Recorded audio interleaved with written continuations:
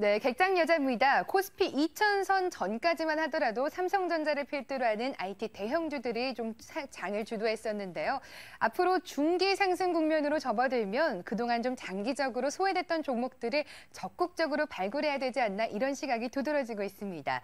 유진투자증권에서는요, 업황보다 더욱더 바닥을 빨리 탈피할 것 같은 종목들 12가지를 선정을 했거든요. 바로 한번 확인해 보도록 하겠습니다. 먼저 NC소프트가 올라와 있습니다. 하반기를 겨냥해서 분할 매수할 것을 추천했고요. 호텔신라, 리모델링과 환율 등으로 악화됐던 실적 회복과 투자 심리가 개선될 것으로 보입니다. 웅진C급이 역시도 올해에 실적 턴어라운드 할 것으로 기대가 됩니다. 사파이어 테크놀로지, LED 산업 회복과 함께 2분기 이후에 빠른 회복, 빠른 수익성 개선을 보일 것으로 역시나 전망이 되고 있습니다. 한국가스공사, 미수군 리스크가 감소하고요. 자원 가치는 지속적으로 증가할 것으로 보입니다.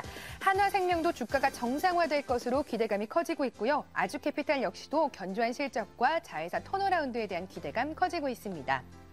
동국 SNC입니다. 미국 풍력타워 수주 증가로 인해서 턴어라운드 전망이 나왔고요. 만도는 계열사 우려가 완화되면 주가 상승의 탄력이 높아질 것으로 전망됩니다. 한화케미칼 태양광 부문의 적자 폭이 점진적으로 감소하고 있습니다. 또한 다산네트워크스는 수출 지역을 확대하면서 본격적으로 성장될 것 같습니다. 디지텍 시스템입니다. 올해의 TSP 시장 핵심 업체로 부상될 것이라는 투자 포인트가 이렇게 선정이 돼 있습니다. 네, 업황보다도 바닥을 먼저 빨리 탈출할 것 같은 종목들, 장기 소외주들 살펴봤는데요. 어떤 종목이 가장 또 투자 유망할까요? 미녀 전문가들에게 물어봤습니다. 네 곳의 의견부터 확인해 보시죠. 먼저 신보람 대리는 한화케미칼을 선정을 하고 있습니다. 그동안 공급 과잉이었는데 하반기부터는 좀 개선될 것으로 전망이 되고 있습니다. 메리츠증권 영동지점의 김소원 대리는 호텔신라를 선정했는데요. 신라 면세점의 매출액이 사상 최대치를 기록할 것으로 예상됩니다.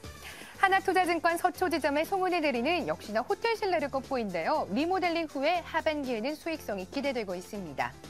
KTB투자증권 압구정 PB센터 김윤진 과장입니다. 사파이어 테크놀로지에 관심 갖고 있는데요. LED 산업 회복에 따른 실적 개선이 기대되고 있습니다. 이번에는 이분의 의견 좀 더 자세하게 들어볼까 합니다. 동양증권 금융센터 삼성역 지점의 박진희 차장입니다. 안녕하세요. 네, 안녕하세요. 네, 상대적으로 코스닥이 강합니다. 그래서 장기적으로 좀 소외됐던 종목들에 많이들 관심을 기울이고 있는데 어떤 종목 추천해 주시나요? 네, 지금 장기 소외주들이 오늘 코스닥에 비롯해서 전체적으로 많이 분위기를 쇄신시키고 있는데요. 거래소도 마찬가지가 되겠습니다만 정말 장기적으로 소외된 종목이라고 한다면 NC소프트 한번 다시 한번 관심 갖고 보셔야 될 것 같습니다. 최근에 모바일 게임주들은 상당히 좀 회복을 많이 했는데도 불구하고 온라인 게임주들은 거의 오름폭이 없었습니다. 그럼에도 불구하고 NC소프트 공매도가 상당히 많았던 종목이었었는데요. 최근에 외국인들이 바닥에서 공매도 매수분일지 모르겠는데 계속적으로 약간 매수를 해주고 있습니다. 특히 NC소프트 같은 경우는 일단 3월에 시작되는 게임쇼와도 관련해서 이슈가 될 수 있겠고요. 또 북미에서 공개되는 와일드스타 이런 부분에 대한 기대감도 계속 이어지는 것 같습니다.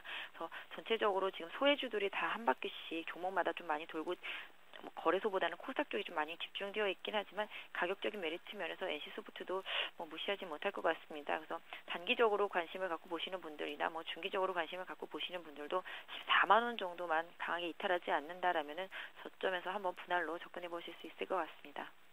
네, NC소프트 장기 소외주 중에서도 좀 첫 번째로 꼽아주셨는데 오늘 일장에도 흐름이 4%에 거의 가까울 정도로 강한 편입니다.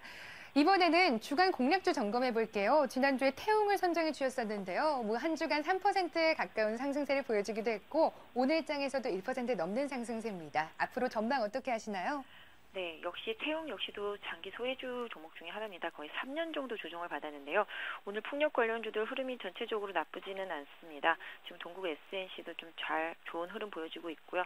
태웅도 최근에 좀 조정을 받고 있는 그런 모습이긴 합니다만은 22,000원대 부근에서 자리를 잘 잡아가고 있습니다. 전체적으로 놓고 본다라면 수급도 최근에 기관이 계속적으로 기금과 투신을 통해서 유입을 하고 있기 때문에 강한 변동성을 투과하지는 않습니다만은 자리를 좀 잘 잡아가고 있다라는 측면 그리고 유럽도 마찬가지고 미국 쪽도 마찬가지가 되겠습니다만 전체적으로 해상 풍력 쪽에서의 발주가 올해 조금 더 이어질 수 있을 것 같거든요. 그래서 일단 조선 기자재와 함께 해상 풍력 쪽에 실력을 보유하고 있는 기술을 보유하고 있는 태용 같은 종목 조금 더 관심 있게 이어가시면서 현재 지금 21,000원 정도를 마진순으로 놓고 현재 보유하신 분들이라면은 홀딩 하시면서 직전 고점 23,000원대 재돌파 여부 한 번만 더 체크해 주셨으면 좋겠습니다. 네, 알겠습니다. 이번 주 주간 공략주 바로 한번 소개받을게요. 네, 제가 이번 주에 말씀드리고 싶은 종목은 역시 또 장기 소유주 종목 중에서 골랐는데요. 역시 오늘 순환매가 돌고 있는 반도체 장비 부품 업종 중에서 골랐습니다. 네. 사실 뭐 주성 엔지니어링 같은 경우 상당히 많이 올랐는데요. 하나마이크론입니다. 하나마이크론은 예전에도 한번 소개시켜드린 것 같은데요. 하나마이크론 같은 경우 비메모리 반도체 쪽, 테스트 쪽 이런 쪽 부분에서 상당히 좀 강세가 되는 그런 업종입니다. 최근에 하이닉스가 좀 강세를 보이고 디램 가격이 좀 안정세를 보이면서 조금씩 기대가 되고 있는데요. 사실 삼성전자나 하이닉스가 올해 신규로 반도체 쪽에 투자를 안 하겠다라고 예전부터 좀 밝혀왔었는데 비메모리 쪽이라든지 테스트 부분 쪽은 조금 이야기가 좀 달라질 수 있을 것 같고요. 장기적 소외 때문에 상당히 주가도 좀 많이 하락해 있었습니다. 특히 최근에 좀 신용 부분이 항상 문제인데요. 하나마이크론이 주가의 발목을 잡는 부분이 항상 신용입니다. 5%대가 넘는 신용이 항상 문제가 되고 있는데요. 일단 이 부분도 주가가 나중에 좀 자리를 잡으면 서서히 좀 회복을 시도할 수 있지 않을까 싶습니다. 그래서 현재 수준에서 한 7,000원을 전후해서 한번 매수 한번 해보실 수 있을 것 같고요. 단기적으로는 한 목표가 한 8,000원 정도 돌파 여부까지 지켜보실 수가 있겠고요. 짧은 손절매를 하시는 분들이라면 7,000원이 계속 지켜졌는지 보셔야 되겠지만 일단은 뭐 최대한 뭐 7,000원에 근접해서 사신 분들이라면은 약 한 6,700원 정도까지 손절선을 조금 더 내려보실 수는 있을 것 같습니다. 네, 오늘 객장여자는 박진희 차장과 함께했습니다. 말씀 감사합니다. 네, 감사합니다.